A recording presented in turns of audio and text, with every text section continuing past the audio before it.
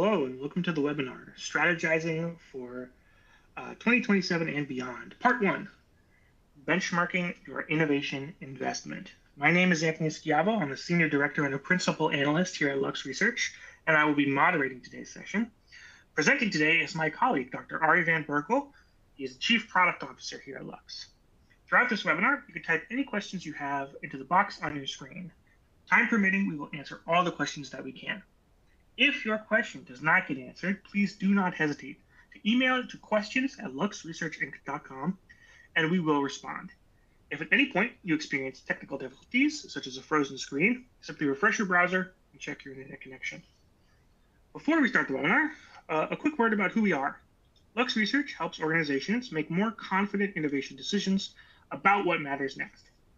As an independent research and advisory firm, we work with many of the world's leading companies to identify emerging opportunities, evaluate technologies, and make high-impact innovation decisions. Our scientists, engineers, analysts, and industry experts combine original research and methodologies with practical decision frameworks to help organizations separate signal from noise. Every day, we help our clients answer 3 critical questions. Where should we focus our innovation efforts? Which technologies deserve investment? And which partners can accelerate innovation? And today's webinar is an opportunity to share some of that thinking with you. With that, I want to hand it over to Dr. Van Berkel. Yes, thank you, Anthony, and welcome everyone. Very happy to be here and present to you this webinar. This is a series of 2 webinars, and some of you may remember we did a similar series last year around this time, really about a couple of topics that are of interest to you or should be of interest to you while you're getting ready, while you're planning for next year, right? And I don't know about any of your particular situations, but back when I had a P&L responsibility for a big project portfolio at my former company, one of the things that always struck me is that CFOs are completely out of sync in terms of vacations with the rest of the world, right? So in summer, they are diligently working, and around Christmas, they're also diligently working around Christmas to close off the year, in summer to prepare the budget for next year. So I would come back from my vacation to find lots of spreadsheets in my mailbox and requesting inputs for the budget for next year. And then I had to make decisions, of course. Do I want to make changes in my budget? What kind of shifts do I want to make? And that, of course, should be also based on your strategy. So for today, we're going to look at benchmarking your innovation, and more particularly benchmarking your innovation inputs. So are you doing enough innovation, and are you doing innovation in, let's say, the right areas? And we'll talk about that in a moment, what I mean by areas. Part 2, which will come up in about a month, is talking about the outputs. So it's all fine if you have calibrated your inputs and if you're right that at least you're running the system and it has enough money and resources and the right people in it. But then, of course, is it also producing, and how do you know? So that's for later. Today, inputs. And you have to do both. So don't just focus on the outputs. That is not useful unless you have a clear view on the inputs in your innovation system. And that's what we're going to talk about today, and what I want to give you a good framework for today. And we start by realizing that innovation is, for a large part, about rowing against the stream. And since we were talking about vacation, this year, as any year during vacation, I take some quality literature. Sometimes it's fiction. This time I reread, because I had read it already about 8 years ago or something, Peter Drucker's main book, I would say, right? His most impressive book, perhaps, The Practice of Management.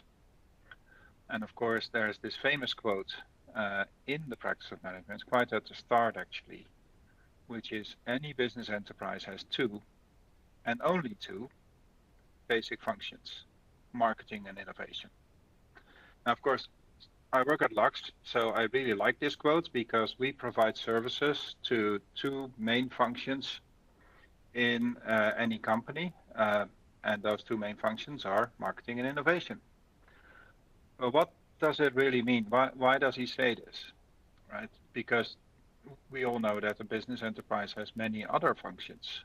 So why are they not basic functions? There's manufacturing. That's kind of important. If you want to sell something, you probably need to make it first. There's trading.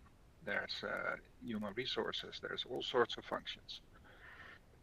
You can envision any organization that manufactures something and has a way of selling it and keeps the organization going and maintains it in a continuous fashion to continue to do that year after year after year.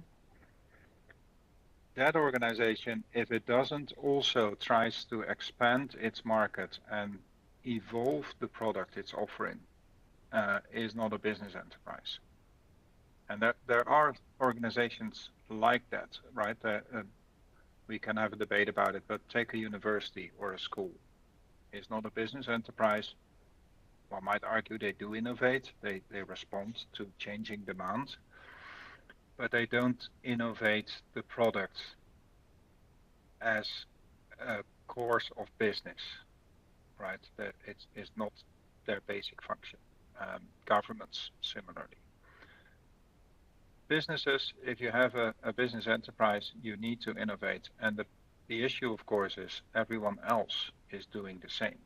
And that means that you have to have a certain level of innovation just to keep up. We'll talk about this in part 2 as well, if we're looking at output, because the assumption that innovation should lead to growth is not a correct assumption. The assumption should be that the first function of innovation is to lead to not shrinking your business, right? Maintaining your business. If you don't do innovation, then your business is just going backwards and you lose business.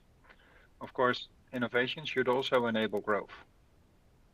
So when looking at growth and innovation, you have to also be clear how you're organized to innovate, and that's what we're talking about today. Just as an example, this is something that we did a couple of years ago. We looked at all of the annual reports of Volkswagen Group. Why Volkswagen Group? I think it's a good example of a good industrial company with a very stable product portfolio, but also they digitized all of their annual reports. So it's a very good subject for doing an analysis on. And we looked at capital intensity and R&D intensity. So both are defined as the capital spending or the spending on R&D divided by the sales, the gross sales in that year. And what you can see as well, R&D intensity was not even reported until the mid-1970s. Capital intensity was high and then diminished. And this is, of course, the effect of just-in-time and of a lot of outsourcing. And here you can actually see what Peter Drucker was trying to tell. Manufacturing cars is not a basic function. Of course, it has to happen. It is a necessary function. But if you can outsource a lot, then that is actually beneficial. On the other hand, R&D intensity has risen over time. And as R&D intensity is rising, the product life cycle was decreasing. So this is the Volkswagen Golf, and between the Mark I and Mark II, there was 10 years. And then to the Mark III, it was 9 years, and then 8, 6, 5, and 4. So you can see how the product life cycle is diminishing. Products need to be refreshed. Your product portfolio needs to be refreshed faster. And that is in line with R&D intensity. So R&D intensity and product lifecycle are somehow connected. So that is a good clue, and this is where we're getting into, are you spending enough on innovation, right? And how do you know how much is enough actually? So, and there's a clue here about the link between R&D intensity and your product lifecycle. Now, comparing R&D intensity and knowing how you compare to other companies in your general ecosystem is very difficult to do. And we'll see how difficult it is in a moment, because I don't have a full solution for it, but I have a couple of thoughts that will help you make a fair and defensible comparison here. First of all, you need to look at your baseline by industry. And the picture I'm showing here is actually R&D expenditure in thousands of US dollars per employee, per full-time equivalent. Why am I showing this? I think and in the rest of this presentation, I will show R&D intensity as it is usually done, which is R&D expenditure divided by gross sales. So as a percentage of gross sales or gross revenue. Here I'm showing it per employee.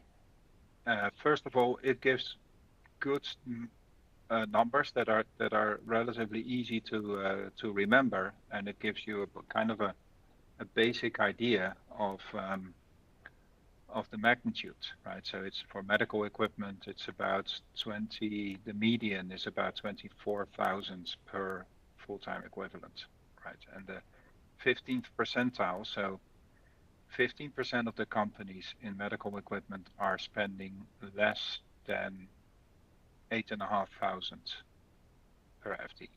The dark bar is the 15th percentile.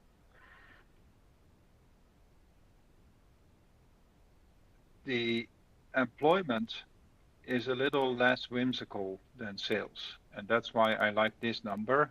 I won't use it in the rest of the presentation because it's not how it's commonly shown, and I want to leave you with some numbers that you can refer to, that you can see back in other reports as well.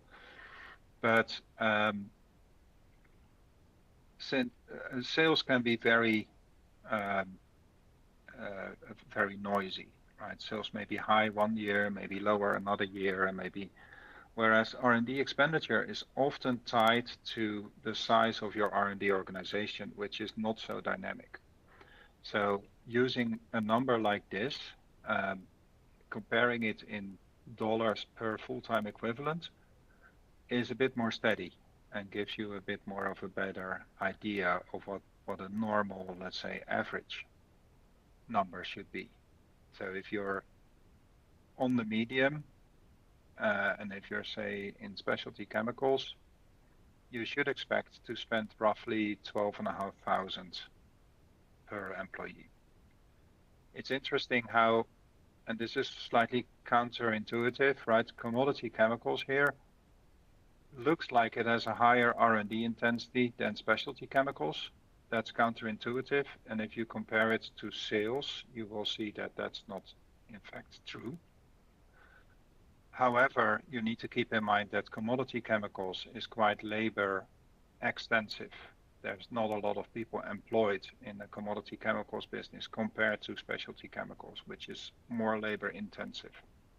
So there's a downside to expressing it like this as well, but I just want to leave you with these numbers and just as a kind of first benchmark. Now, the fact that different industries have different R&D intensity base levels correlates quite well with product lifecycle. So if you look at this, you can see the R&D intensity in the common definition. So now it's R&D expenditure divided by sales.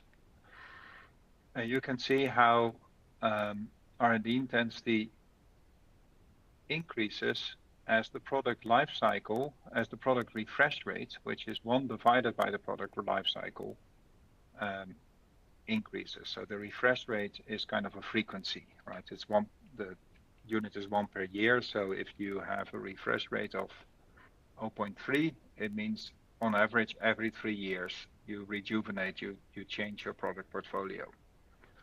If we look at car OEMs over here, right, they're at about, say, 0.25, right, roughly every 4 years. Car manufacturers need to bring a new model for all of the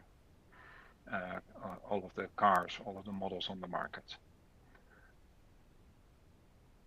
So R&D intensity correlates really well in terms of how these numbers tend to correlate with product refresh rate or with the inverse of product life cycle. If you have to change your products faster, you need more R&D, and that's the mechanism behind why different sectors have different intensities. Of course, there's also something inherent to the product. In biotechnology and pharmaceuticals, things go really fast and it's very knowledge intensive. Oil and gas don't need a lot of R&D intensity because the product is quite stable. It's the same fuels and it has been the same fuels for quite a while. The other thing to note is that larger companies tend to invest less. This was also something already noted by Schumpeter.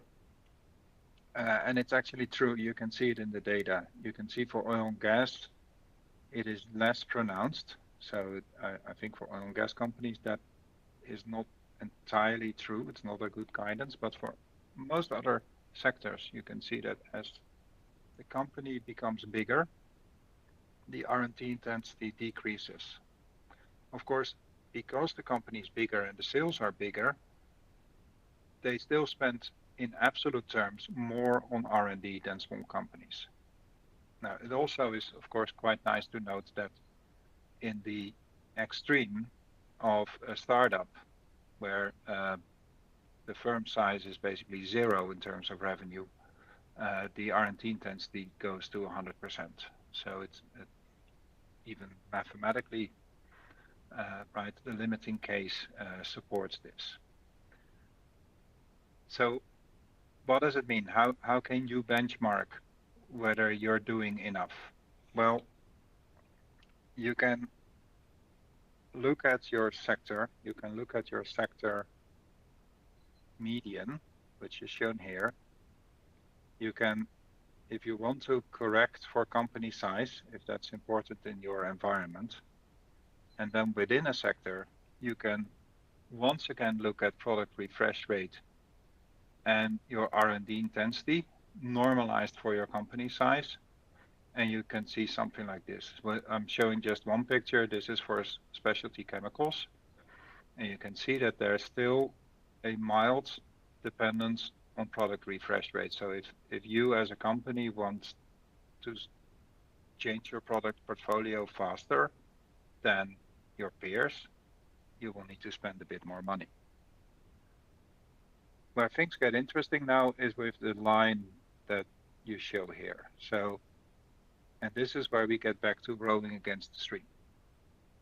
So what we do is we distinguish between two types of innovation. One type we call operational innovation. This is the rowing against the stream part.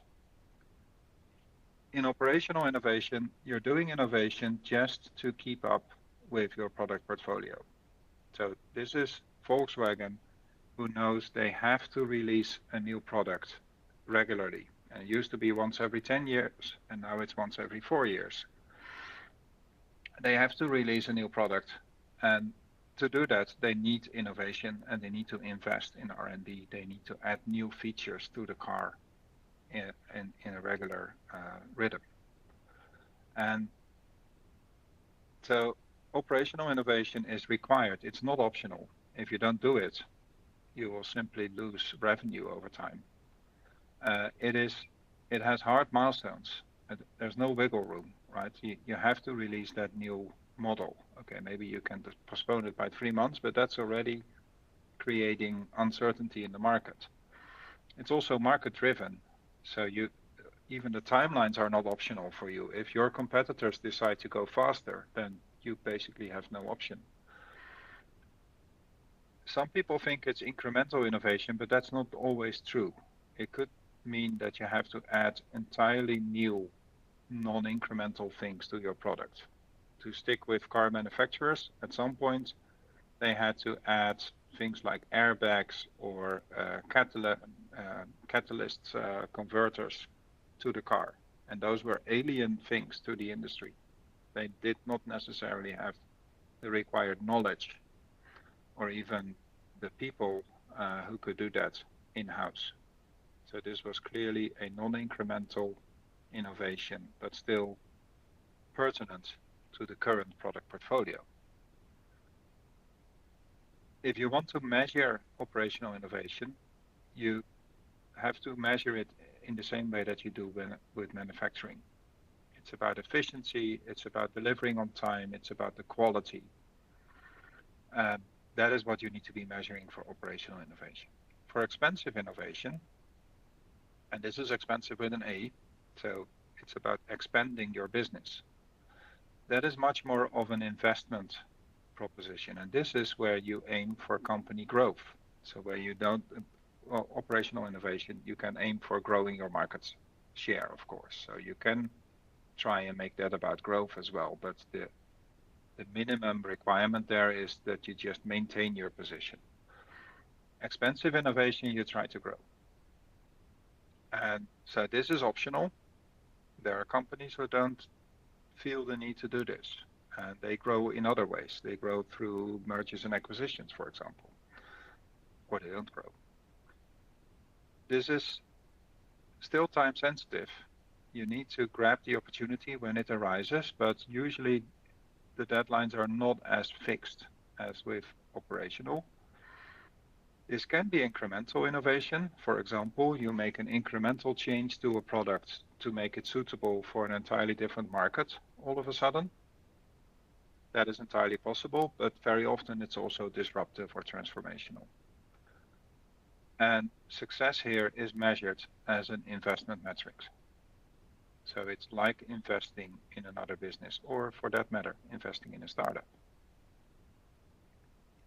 So if you look at that, and if you look at this picture where you see a minimum line, you can see that this orange line here is kind of the minimum that most companies get away with. Right? This is the 20th percentile line. So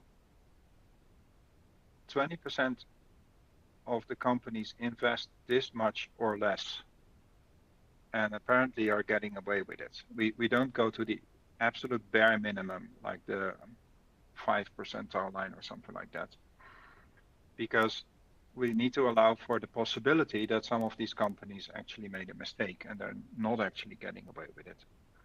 But you can say, well, the 20th percentile line is a safe line. So this line sort of characterizes what you can get away with in terms of operational innovation. So everyone above this line is either not being efficient or has decided to spend a lot on expensive innovation, to do above and beyond the operational bit, which is not optional, to do a lot of optional innovation as well. So what does that amount to? How does it work out? Well, for different sectors, calculated in this way, you can see the median share of expensive innovation here. So for heavy equipment and building machinery, it can be up to 60%. I doubt that's all expensive innovation, right? This is also sometimes because some of those equipments are much more complicated than others. So there, I expect in this sector, there's a lot of variability. Let's move up to oil and gas.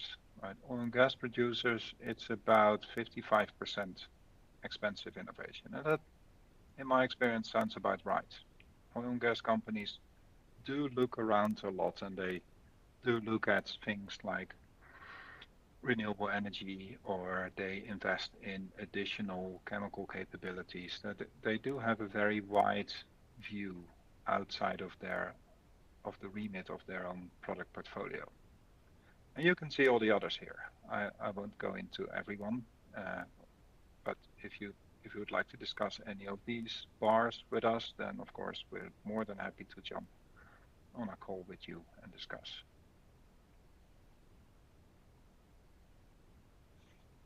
So if you do all that, you look at your sector, you look at your portfolio, you differentiate between operational and expensive, you look how much you invest in each, and then you compare that to your peers, size adjusted if possible. Then you have a good idea of where you are. Are you spending enough on innovation? Are you supposedly spending a lot on expensive innovation, but you find it hard to figure out what exactly those projects are? So maybe there's some efficiency gains to make, right? You can get all that from doing an analysis like this. But then the question is, how and where are you actually spending all of this? What is the machinery? What is the engine, your innovation engine? And what does it look like? And is it fit for purpose?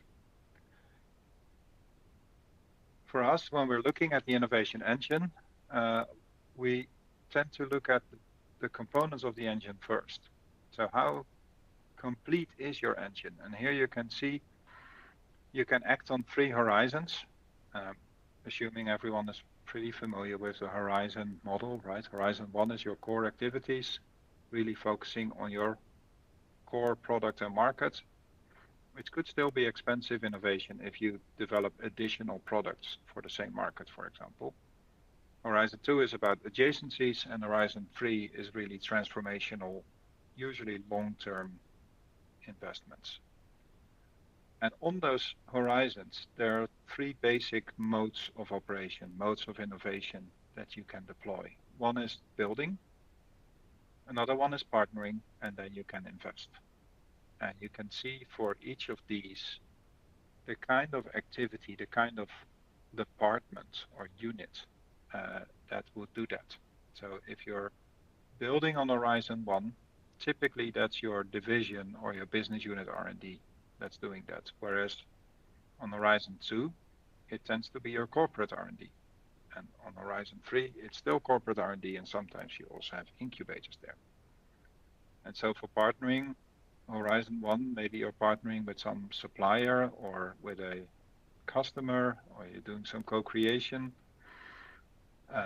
maybe with an adjacent business as well. In Horizon 2, you might be running innovation challenges or accelerator programs, something like Shell's Game Changer, for example. On Horizon 3, you may have structural university alliances or working together with an institute, something like A-Star or Battelle Labs or Fraunhofer.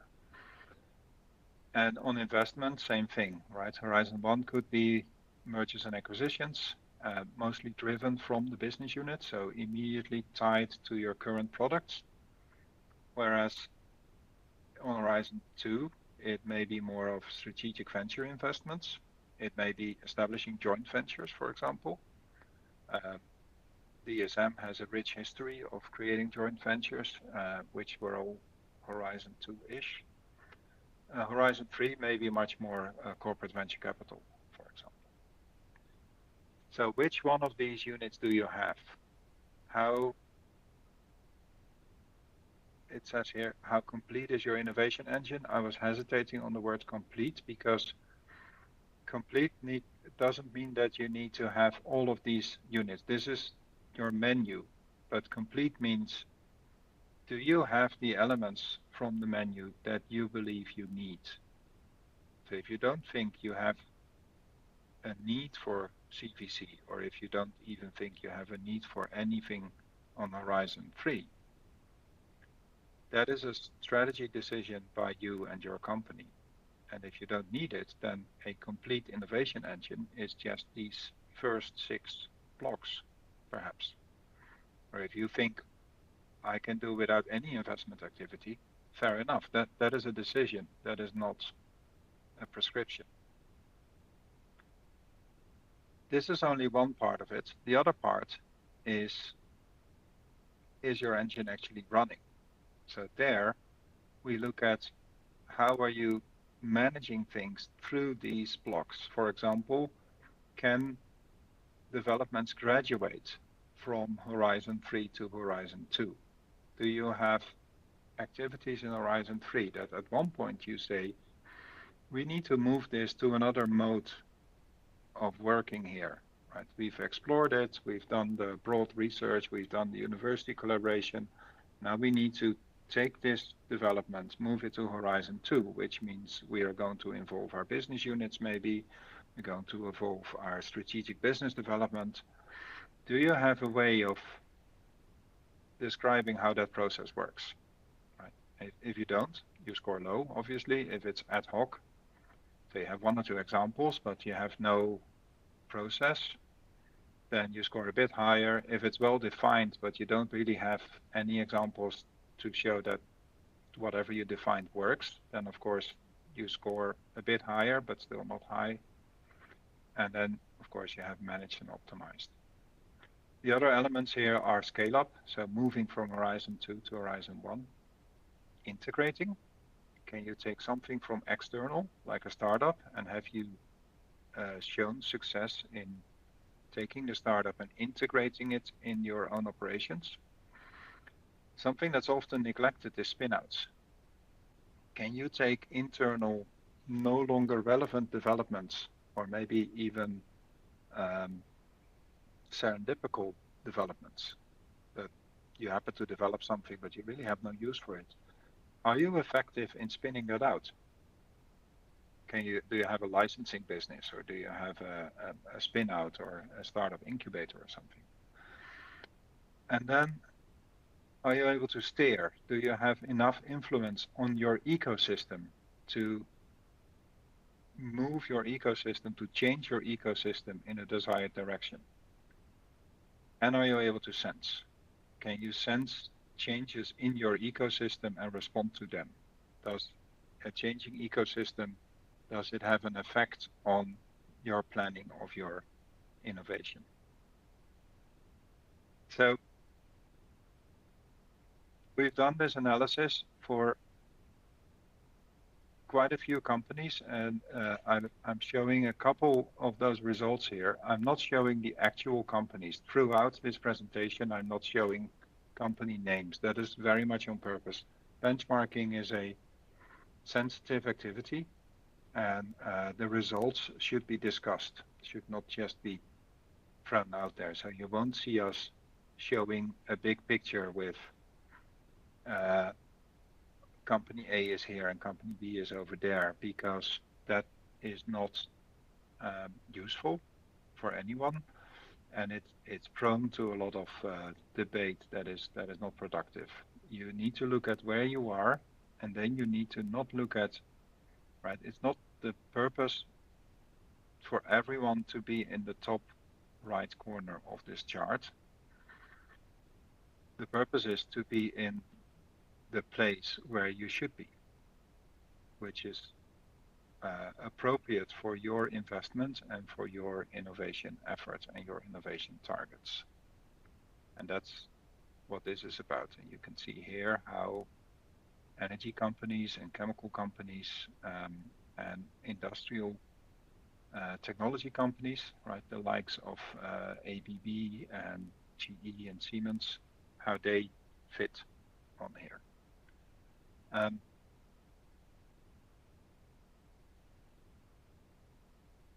So what does it mean while you're preparing for 2027?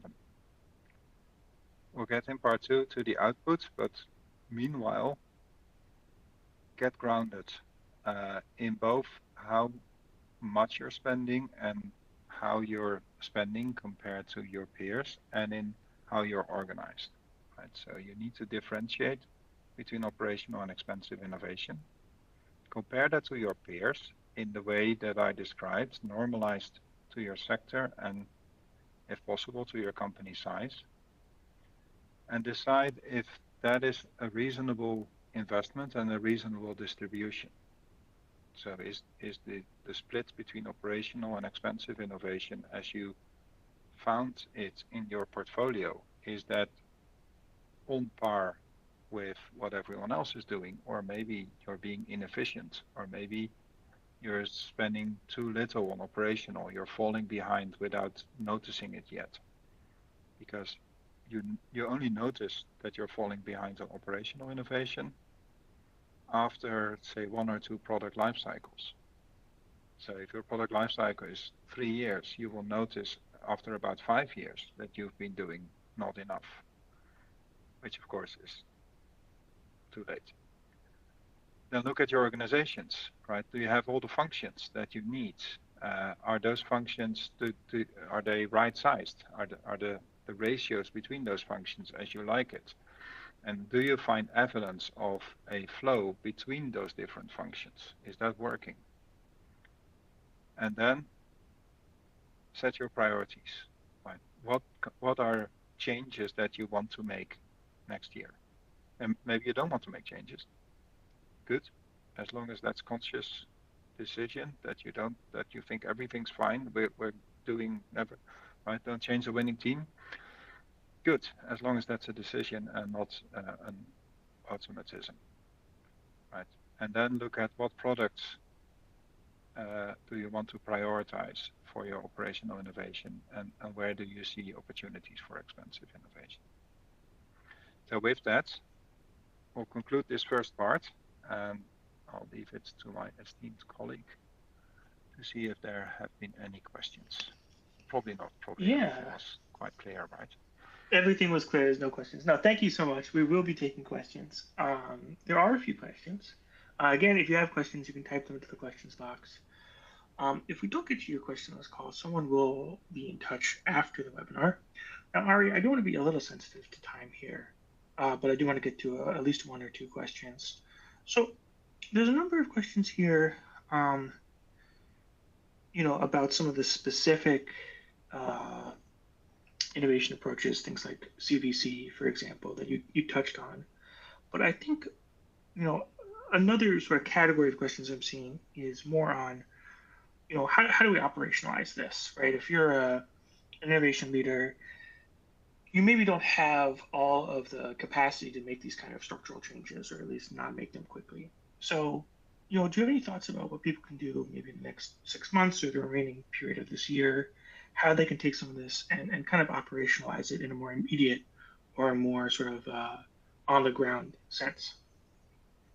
Yeah, I think that the quickest win, if you're talking about operationalizing, where people mostly have opportunities also, is really to look at the flow between the different elements of your existing innovation organization. So adding an element, or for that matter, removing an element, is a lot more work. So if you don't have a CVC and you say as a chief innovation officer, no, we should really have a CVC arm, that is going to take you a year to organize, because you need to get the whole senior leadership of your company behind it. Then you need to start creating a CVC. You probably want to start as a LP of a venture capital fund, so you learn the ropes a little bit. That's a way to get started quickly. But maybe there is no venture capital fund that is aligned to your interests. So there's a lot of things to do there. However, if you look at your existing elements, so you have business unit R&D and you have corporate R&D, how are they working together? Do you find evidence of developments, projects that get handed over from corporate to business unit? Do you not find that evidence? Why is that? This is where you can quickly operationalize a lot of things. So focus on the flows first, and then once the flows are working, it will also become evident quite quickly if you miss one of those elements, right? Where you say, well, someone's ready to receive something, but nobody's creating the thing to receive. So I would say operationalizing quickly, focus on the flows. On this point about flows, Ari, we have a couple questions here. And I think they're related to one of the themes that we've pointed out, which is that it's gotten more difficult, or at least the perception of innovation has gotten more difficult. We showed a slide from our innovator survey the most recent webinar I did, and the perception of difficulty has gotten a lot higher, especially in the last few years. So, do you think that that's because these flows are getting more challenging to manage, i.e., it's more difficult to hand off as you're describing? Um, is that purely external? How do you think about this sort of increased difficulty that we're seeing? So there's a few things here. So one is, and I cannot stress this enough, it's about managing the perception of innovation, which has, in my view, been too much about innovation is a growth engine. Now, innovation is a growth engine, make no mistake. So that is not untrue, but you have to, there's a baseline where innovation is a not shrinking engine. And you have to acknowledge that baseline. So if there's a certain amount of innovation you're doing just so that your company doesn't become smaller. And once you've dealt with that, you can start to do innovation so that your company becomes bigger. And that depends on your competitive environment. So that's just level setting the expectations. Now, about the complexity of those flows, I think there's definitely an acceleration of the of the changes in the skill set that you need to deal with innovations. And I've talked about the car industry that suddenly had to use catalyst converters and had to use airbags. Those are chemical devices. And at the time, the industry employed mechanical engineers almost exclusively and a couple of electrical engineers. They had no skill set whatsoever to deal with catalysts, right? So they had to not only quickly, within 5 years, develop that system, they also had to, within that same time span, become proficient in developing that system. That was 5 years. Now I think a lot of the new developments, you have about 2 or 3 years to become really good at it from zero and implement it in a product. So the flows have not become more complicated, but they have become tremendously accelerated, and that requires that they become much more integrated. Right, the handover needs to be much smoother to keep up with that kind of speed. All right. Well, that is going to conclude our webinar for today. The slide presentation and the recording from this webinar will be sent to all attendees via email today.